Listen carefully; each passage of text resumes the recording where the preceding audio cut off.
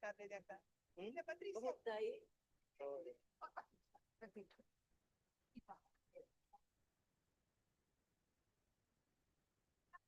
Hola, ¿qué tal?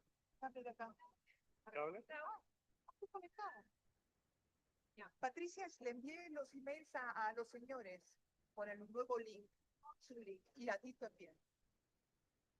¿Te puedes fijar si ahí está entrando alguien? Felipe Paredes.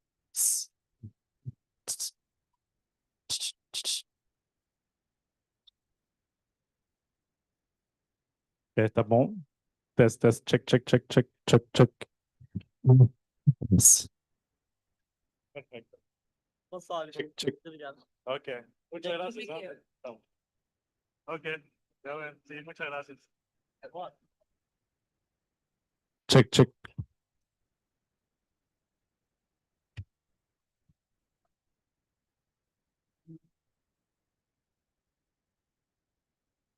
Check. Felipe, do you hear us?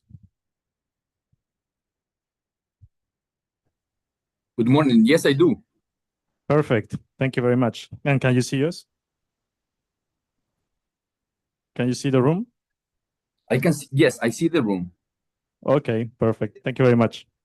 You're welcome. So I have a brief PowerPoint presentation. Is that fine? If I Yes, my colleague will make the presentation, I think. Or you can maybe share your screen if you have it with you. yes, I do have. I can share my screen. Thank you. Okay, if you can share your screen, that's good. We can maybe make a test right now. Excuse me? You can maybe try to share your screen right now. Okay. So you can check. Can you see that? Yes, we can see it. Perfect.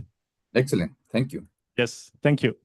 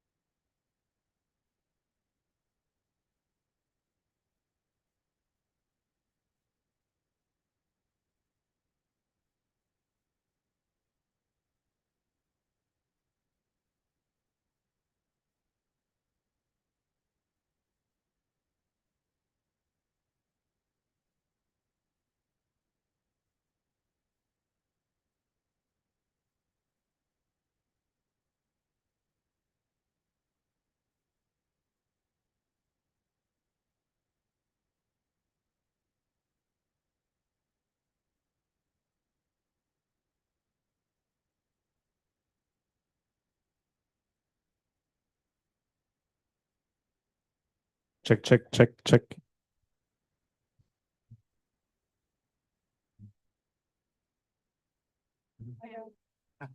Thank you. I eat my lunch every day. Ah ouais? Je suis Caritas. On me donne des trucs. Check, check. Ah ouais. Ah, ok. Non, t'inquiète, moi j'ai.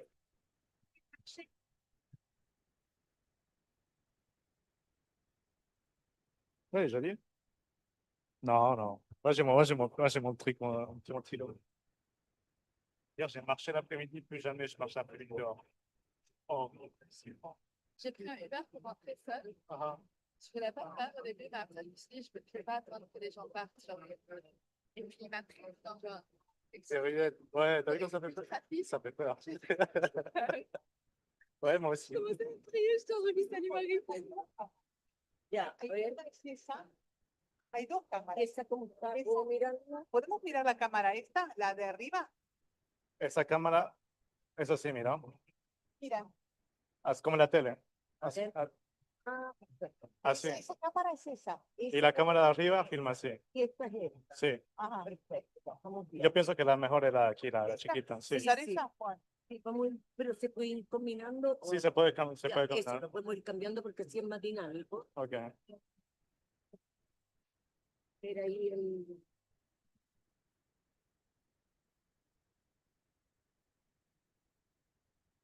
Bueno, que viene ahí el festival. Sí, va a venir uno, pero que es importante desde Panamá.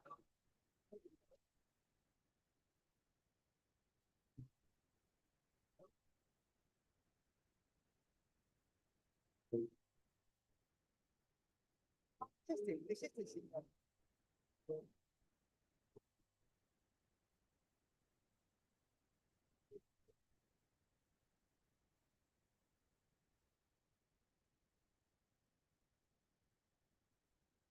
Yo mirando todo ahí, mirando. Vos sos las cineastas. Ah, Son las sí, me encanta. de acá. Me encanta el tema de las publicaciones. el Sí, diseño, ¿no? Cuando estábamos en Bakú, Ya. estuviste haciendo. Sí, me hicieron- Estabas ahí para esta. sí, pues, y toda la... Pero, Saco harta información.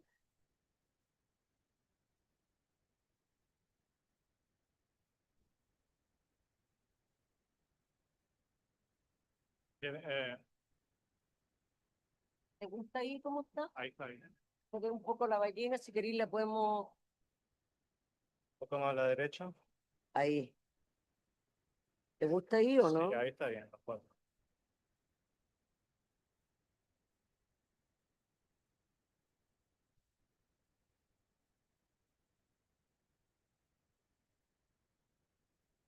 Sí. Sí. Perfecto, yo.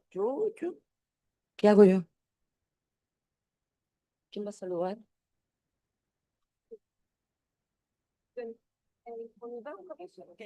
Okay. Espérate, el ministro. Ministro. Okay. So, good morning, everyone. This is my great pleasure to welcome you on this panel on the future of the BBNJ agreement, from ratification to implementation, co-organized by the Philanthropy Cortes Solari, the IPCC, and the Université Côte d'Azur. So the adoption of the Biodiversity Beyond National Jurisdictions Agreement, BBNJ agreement, in 2023 marks one of the most significant milestones in global ocean governance in decades. For the first time, the international community has created a comprehensive framework to conserve and sustainably use marine biodiversity on the high seas, those vast areas that make up nearly half of the Earth's surface and play a critical role in climate regulation, fisheries, and global ecological balance. The agreement establishes frameworks for marine genetic resources and benefits sharing, area-based management tool, including new marine protected areas, environmental impact assessments, and capacity building and marine technology transfer.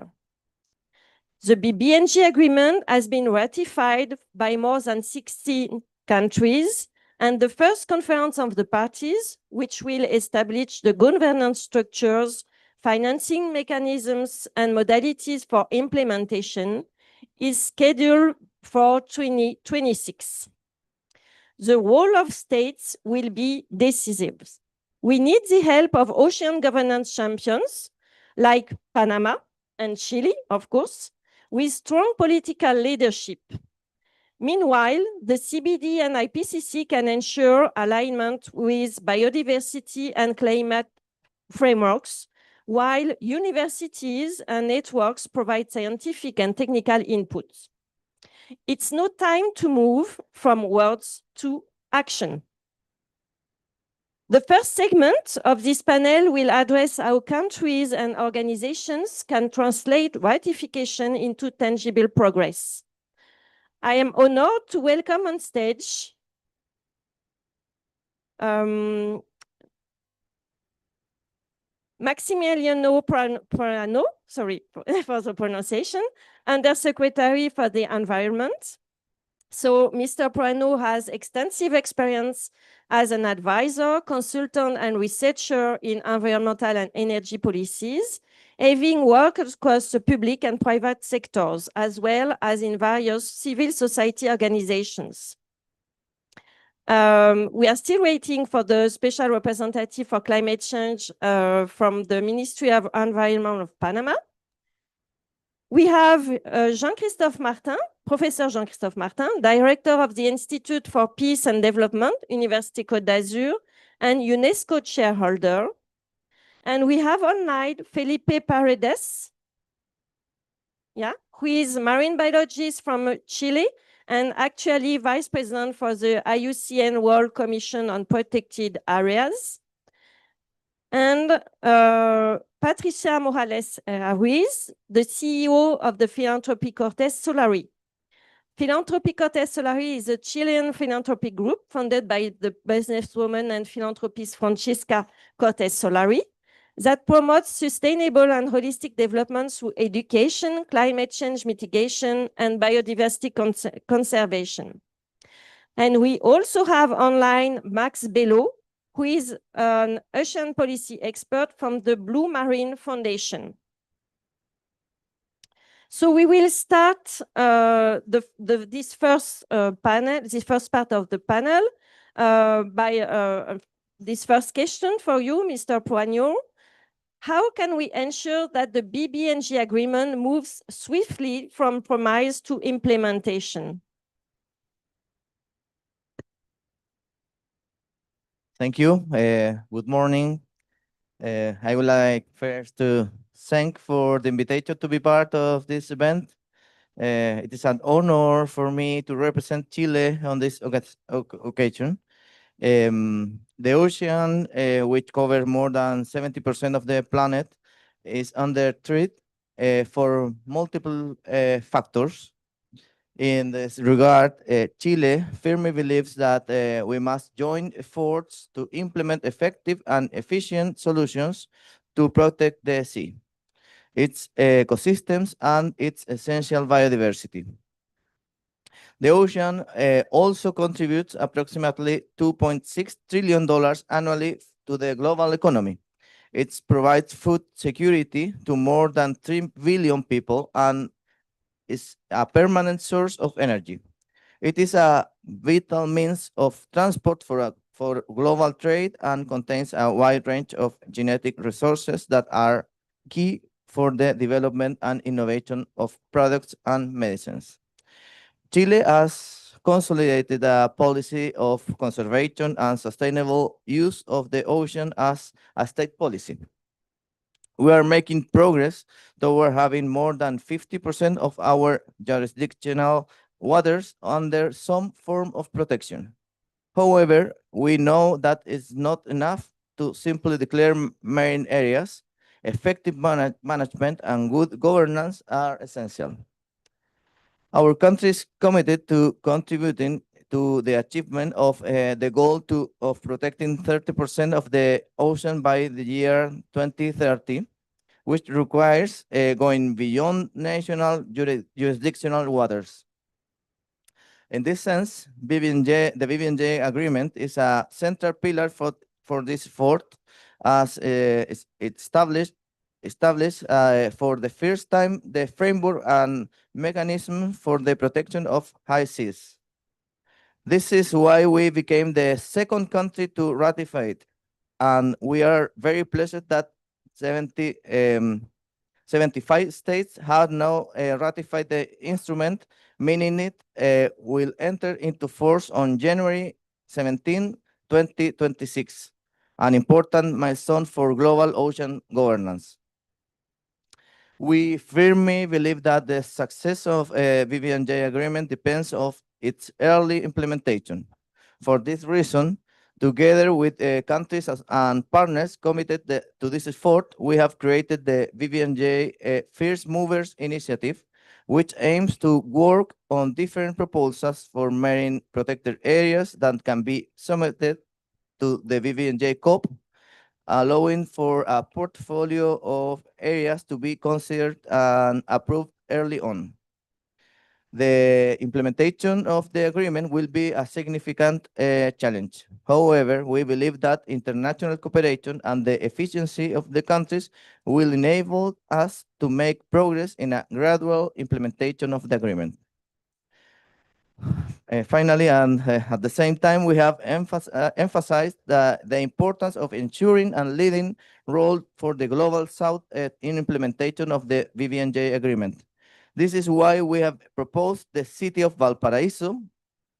We are on campaign, sorry, on the coast of our country and facing the world's largest ocean as the host of the Secretariat.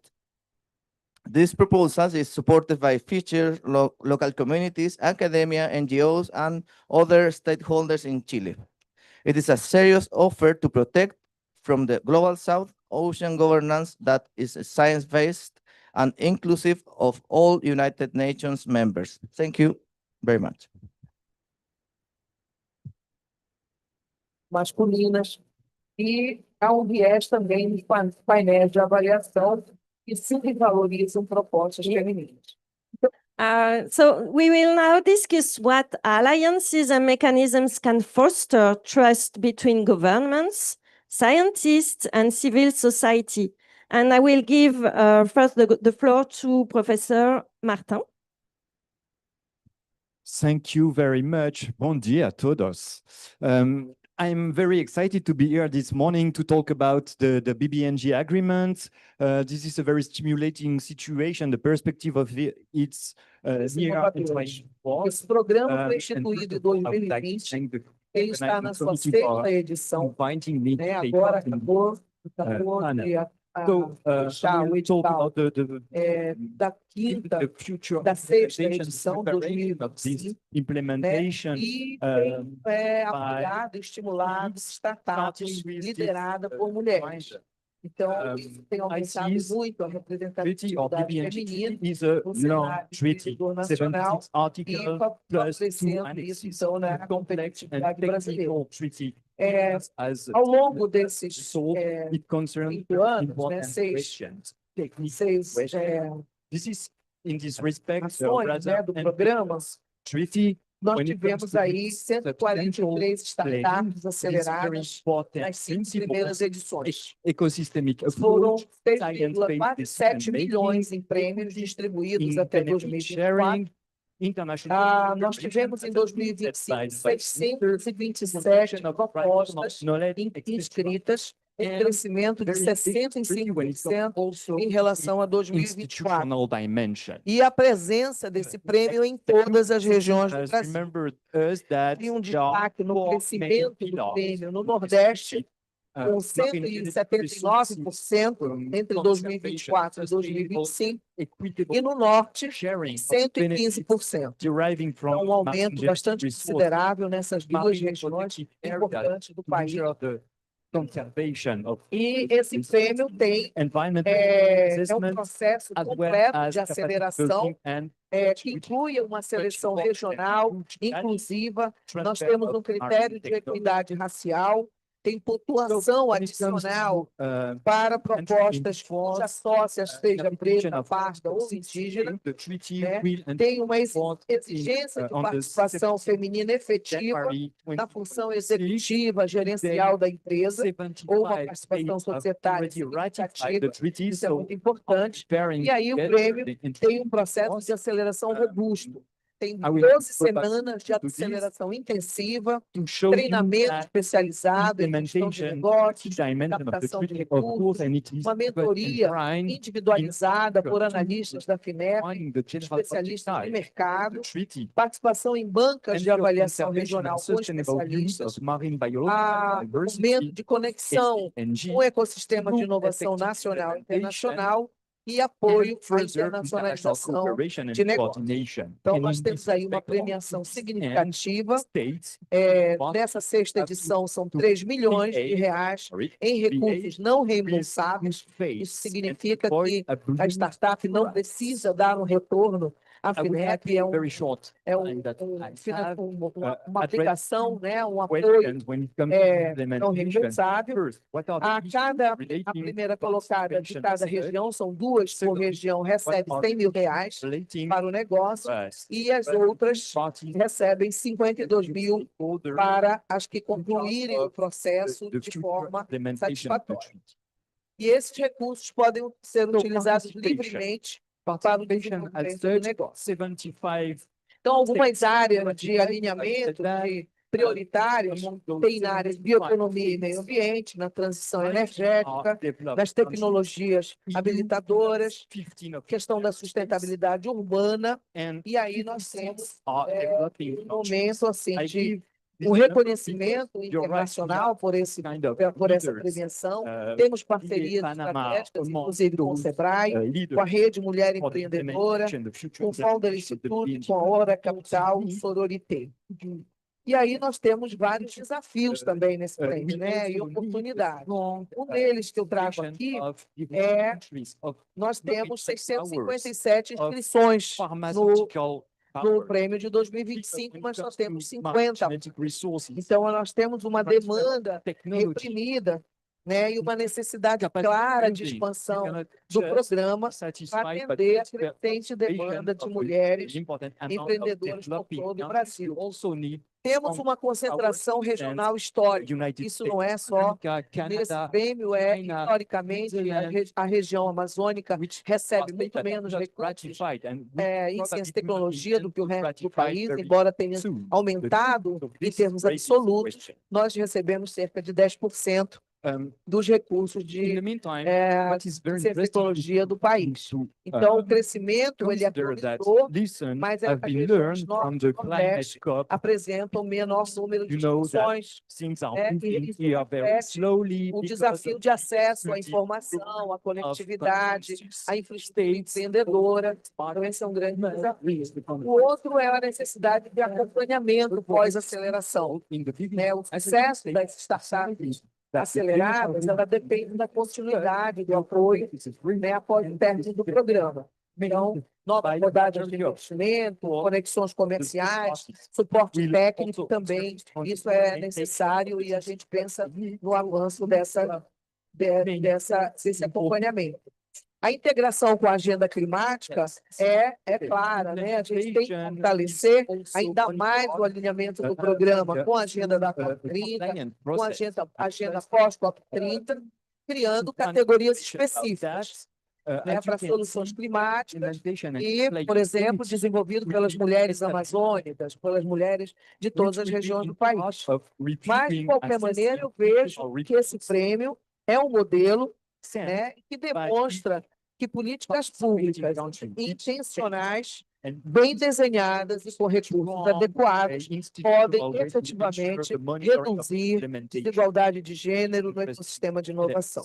Então, nós temos aí algumas lições valiosas, que eu elenco aqui, como recursos financeiros não reembolsáveis são fundamentais para viabilizar o empreendedorismo feminino, principalmente em contextos de menor acesso a crédito. Aceleração e mentoria são tão importantes quanto o recurso financeiro, construindo capacidades e redes de longo prazo. which means Os the critérios de state of human equidade rights chiefs explícitos são apply their muito flag. importantes para enfrentar will essa questão da states desigualdade. the A distribuição regional garante que as oportunidades cheguem a todas as regiões do país, inclusive aquelas historicamente excluídas, e o povo com aportes menores ou que focam em áreas estratégicas, alinham o empreendedorismo feminino com as prioridades nacionais do desenvolvimento What sustentável. about Muito obrigado. ICs? So this is a very tough question. Non-participation. Non-participation is also interesting because under international law, states which are not parties to a treaty are not, by definition, bound by its provisions. So if we have just a small number of parties, state parties, what about the efficiency of, for instance, marine protected areas?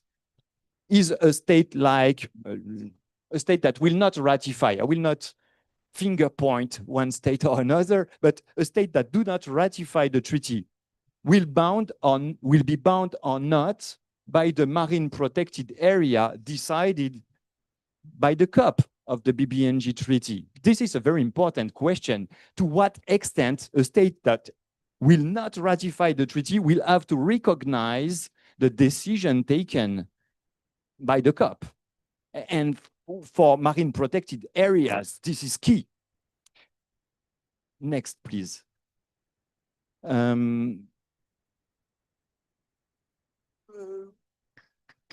Yes, next, please. Okay, a final word about participation, just to remind you that we can think about participation to the implementation of the BBNJ agreement beyond parties, beyond states, because, and this is a very significant element of the BBNJ agreement, many sorts of stakeholders are involved in the process for the right implementation of the treaty. Just one example here about marine protected areas. As you can see in Article 19, parties that want to propose the creation of such an MPA shall collaborate and consult with relevant stakeholders, among them civil society, scientific community, private sector, indigenous peoples, and local communities. And just one word in this vein, the BBNJ agreement is one of the most ambitious treaty when it comes to taking into account the interest of traditional knowledge, but more broadly, indigenous people interest, local communities interest. No, before. 31 occurrences of the word indigenous peoples in the treaty, 31.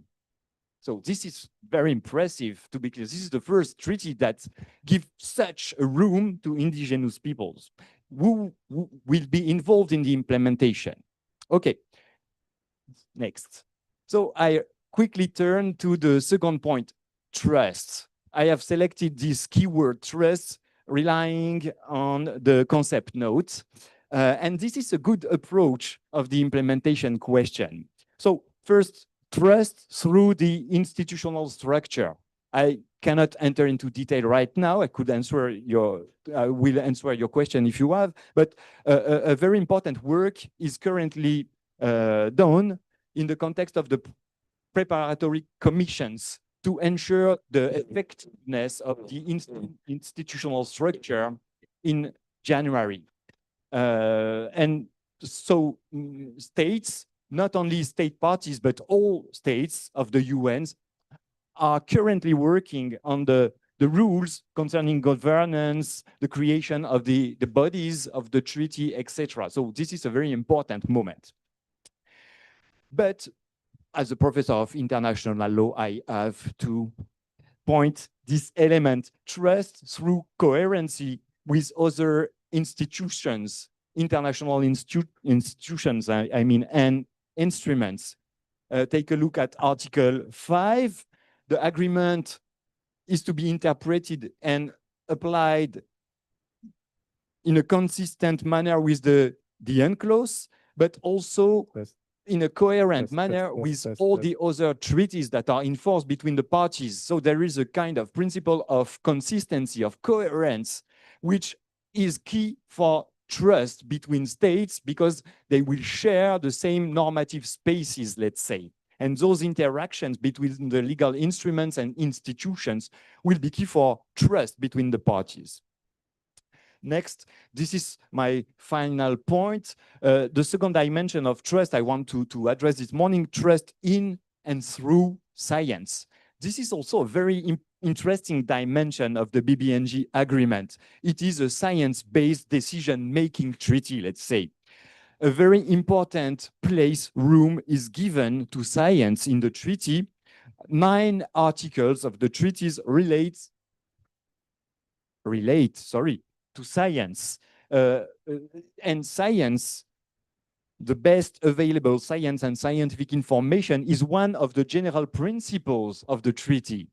Take a look at this example concerning marine protected areas. Once again, Article 19, proposals shall be formulated on the basis of the best available scientific information, science and scientific information.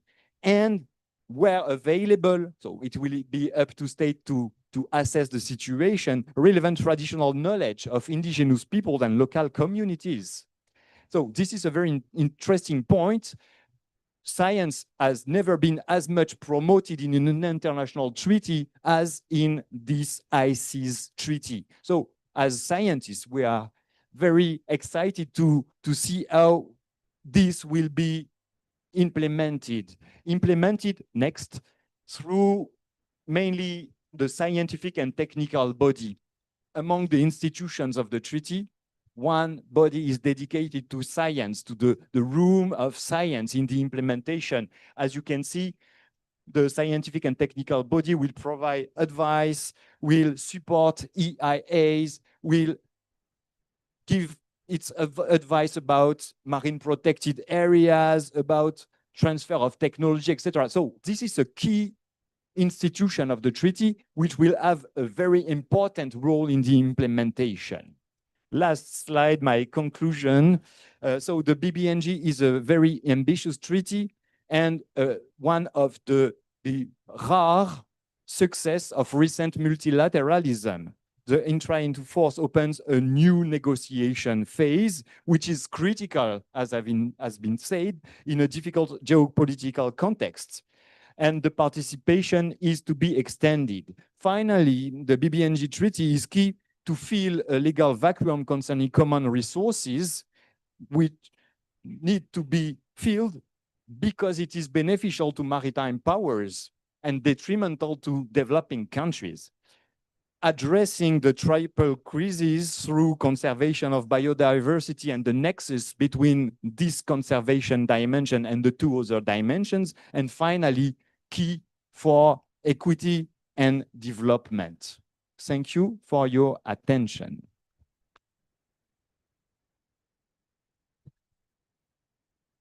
Okay, thank you. So now I'm pleased to welcome online Felipe Paredes. Can you hear us? Can you hear me? Good. Yeah? Yes, good Okay, morning. nice. Yeah, good morning. So Felipe, Good morning. Yes, from the IUCN, I have a question for you. How can we ensure a correct alignment with the biodiversity framework?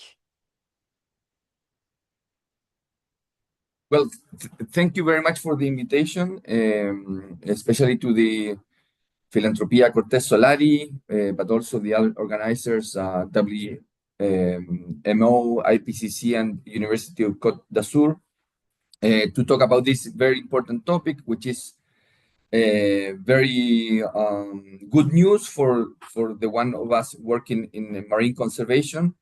I will share my screen. I have a brief presentation and how this, can you see my screen?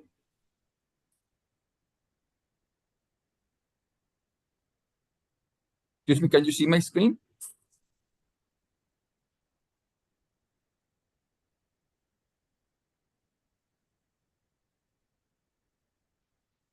Now, can you see my screen? Now it's fine. Yes. Yes.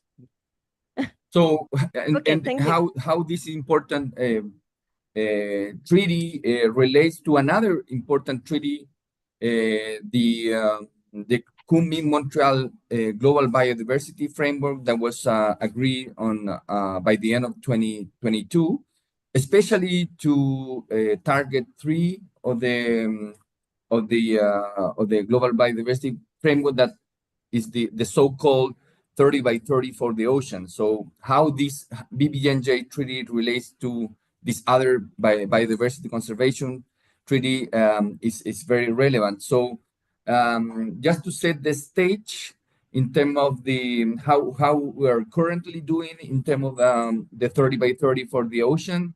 Well, first of all, currently we have 1.61% of the ocean protected in different categories of MPAs, mostly in national jurisdiction in different country waters. So we're really behind the global target of the 30%, or at least 30%. We still have more than 20% of the ocean to protect.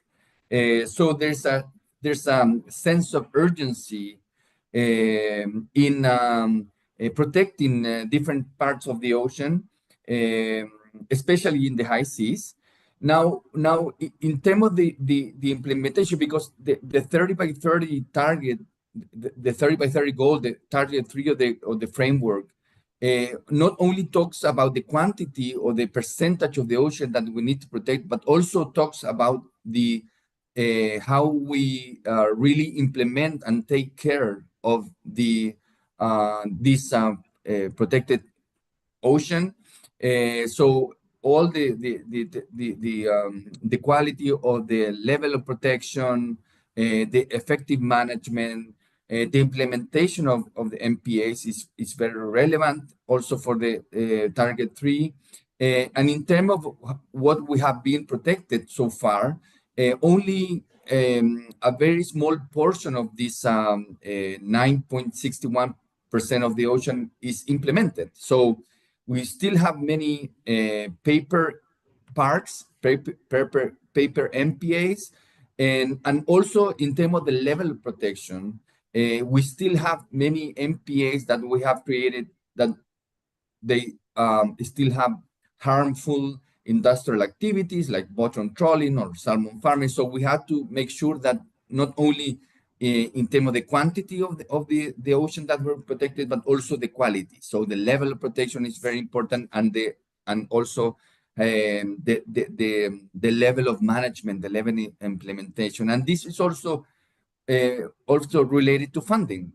Financing this 30% of the ocean is very important. There are other ways of protecting the ocean. The other effective conservation measures. These are also area-based management tools that now we're trying to see that some of them could be very relevant to add to and complement what we're doing in terms of the MPAs. Now, why the BBNJ is important? Well, it's almost half of the planet. So if we are thinking about protecting at least 30% of the ocean, we need to consider the high seas.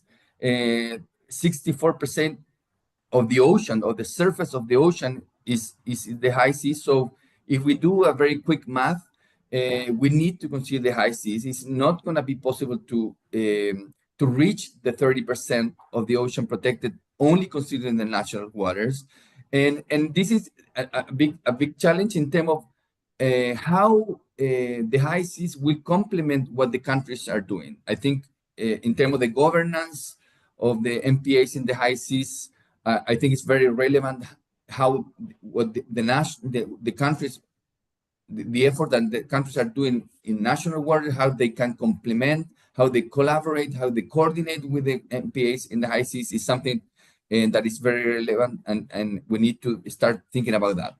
So, well, in terms of, I think the professor was mentioning that we're in a crucial moment. We still have many questions about the implementation of the BBNJ treaty. In terms of MPAs, we do have some questions, but also we do have a lot of experience in terms of creating and implementing and managing MPAs under national jurisdiction. So all the experience that we have within the country's waters is something that we need to consider for the MPAs in the high seas, but also the lesson learned. We do have a lot of experience, but good and bad experiences. So all the knowledge that we have to now transfer this to the BBNJ. So in terms of some of the questions we're trying to answer at IUC and WCPA is where to protect. We know that also the target treaty, but also the BBNJ agreement talks about the representativity of the MPAs and how they cover different regions of the high seas. It's not simply creating MPAs in the middle of the ocean. We need to protect different portions of important ecosystems. As we know, the high seas is vast in terms of the surface, but we also have to consider the depth of the ocean. We need to remember that the ocean is the three dimension of the ocean, so depth is also very important. We know that we have a diversity of different type of MPAs. We have different categories. We also have some MPAs with different levels of protection, with low levels of protection to a fully protected MPA. So how we're gonna consider the type of MPA we want in the high seas is something that we also want to provide some guidance from IUC and WCPA. Well, the professor was talking about participation and equity. I think it's super relevant how we think about the participation. When we think about stakeholders or indigenous people and local communities in terms of MPAs, but especially in the high seas, the human relationship with the high seas is not obvious. Very few of us, or very few people in the world, I think, have been in the high seas or used the high seas. So how we identify different stakeholders, how we identify indigenous people and local communities that relate to the high seas is something that also we need to start thinking.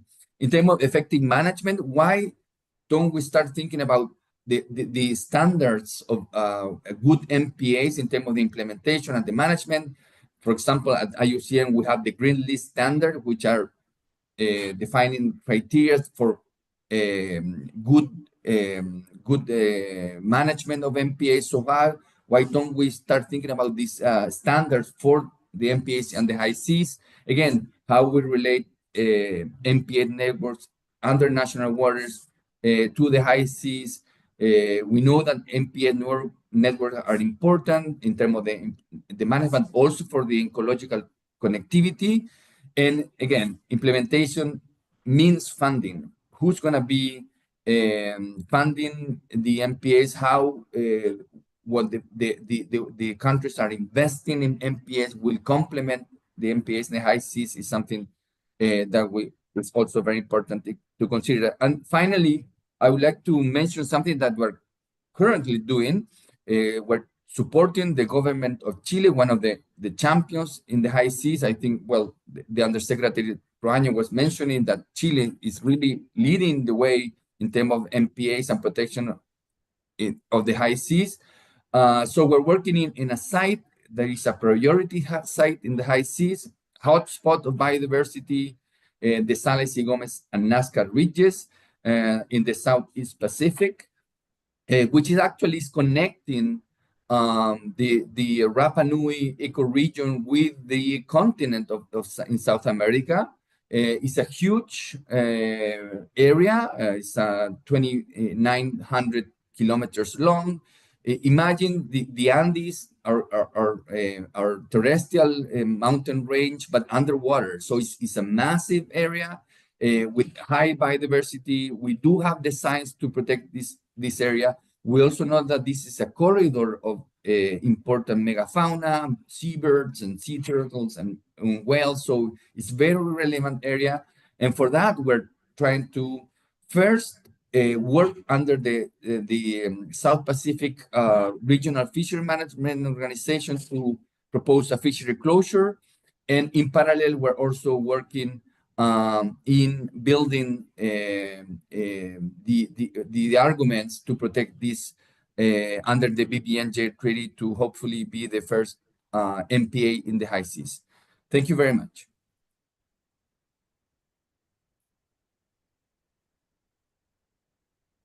Thank you, Felipe, for these insightful remarks.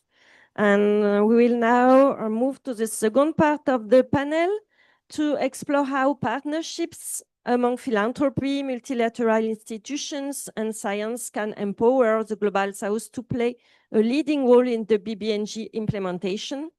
And so I'm honored to start with you, Patricia.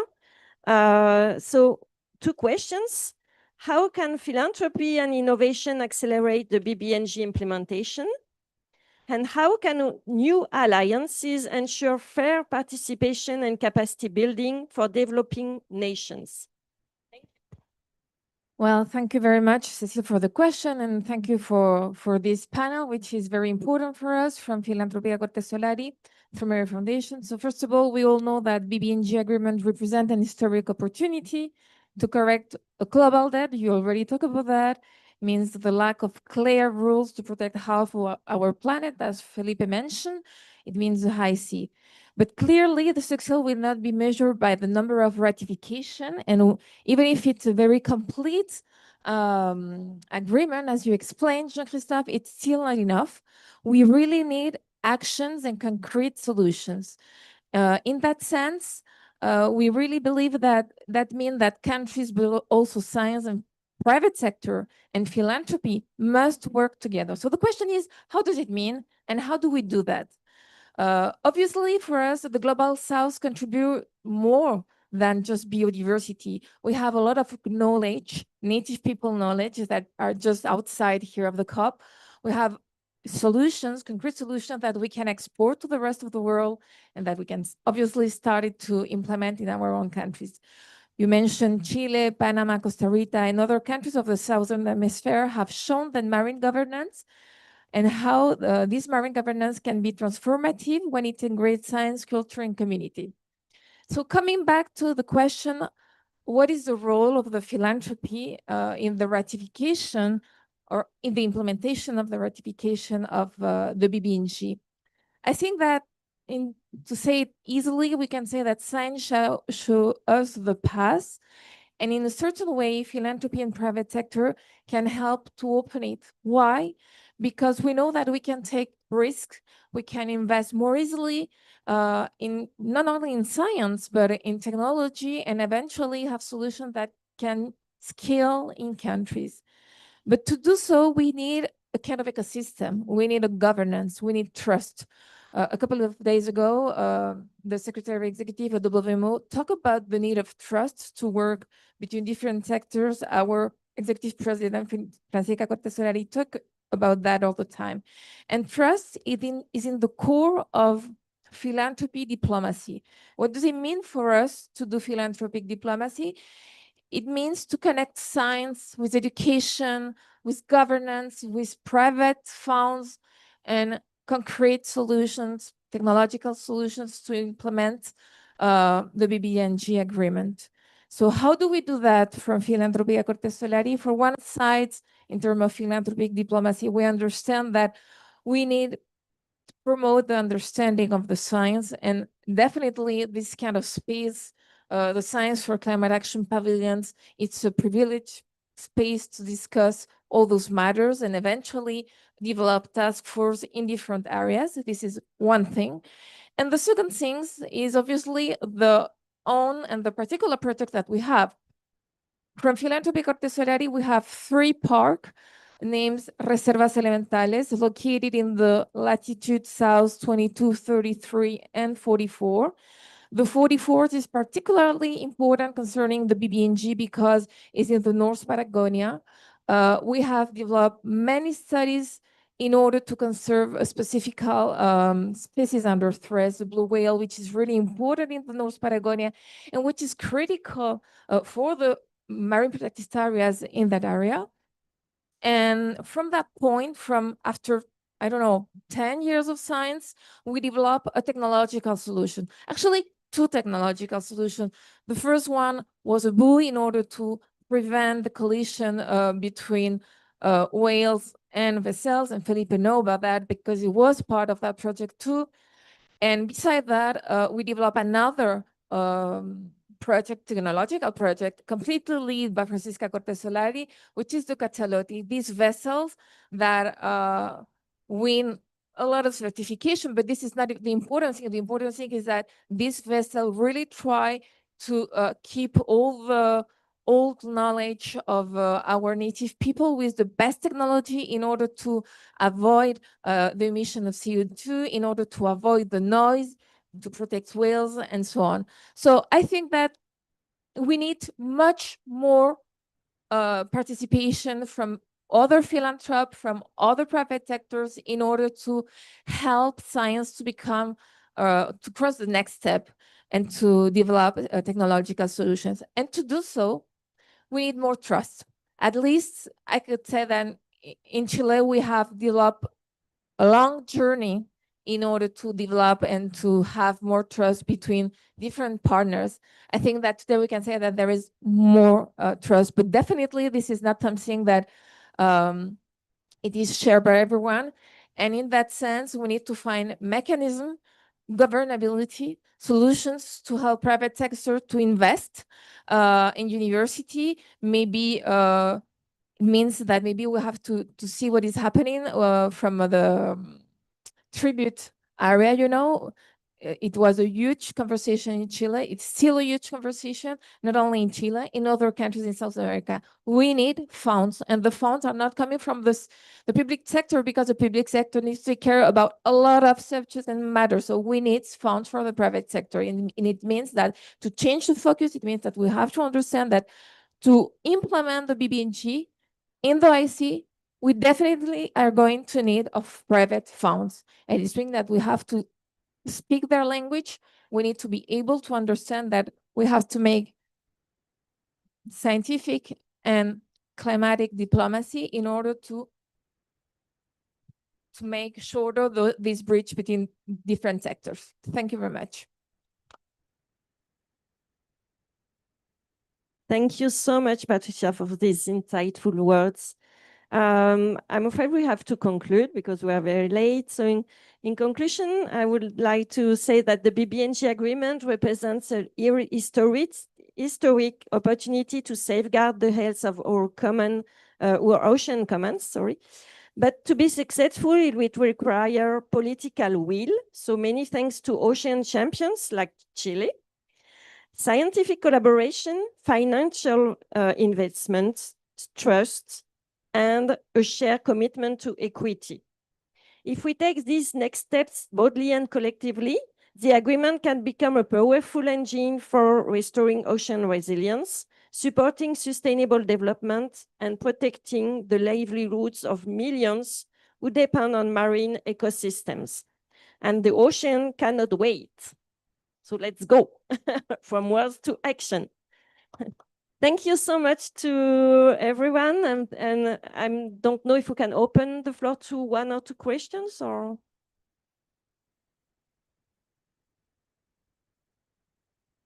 Okay, so we cannot take questions. Okay, thank you so much.